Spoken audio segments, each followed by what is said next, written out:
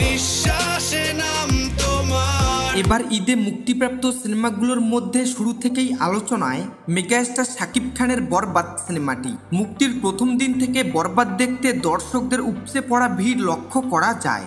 তবে কি শুধু শাকিবের সিনেমার জন্যই হাউসফুল?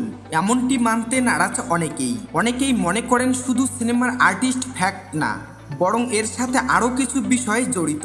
বিগত বছরগুলোতে আমরা দেখেছি সিনেমার গান দর্শকদের মনে সাড়া ফেলেছে, এমনকি সিনেমার মুক্তির আগেই সিনেমার গান দারুণ জনপ্রিয়তা পায়। অনেক দর্শক সিনেমার গানে মুগ্ধ হয়ে ছুটে গিয়েছেন সিনেমাটি দেখতে। এবারের ঈদে মুক্তিপ্রাপ্ত শাকিবের বরবাদ সিনেমাটিও তার ব্যতিক্রম নয়। বরবাদ সিনেমার বেশ কিছু গান দর্শকদের হৃদয়ে জায়গা করে নিয়েছে। তার মধ্যে আলোচনায় প্রতি নিঃশ্বাসে নাম তোমার লেখা আমার মনের ভেতরে গানটি। সিনেমা হল থেকে শুরু করে সোশ্যাল মিডিয়া সবখানেই গানটি বাজতে শোনা যায়। মানুষ গানটি দিয়ে রিলস বা টিকটক বানাচ্ছে। গানটির কথাগুলোর প্রশংসা করেছেন শ্রোতা দর্শক। নিঃশ্বাস গানটি লিখেছেন ও গেয়েছেন GM আশরাফ। অপরদিকে সুর ও সঙ্গীত পরিচালনা করেছেন আদিপ কবির।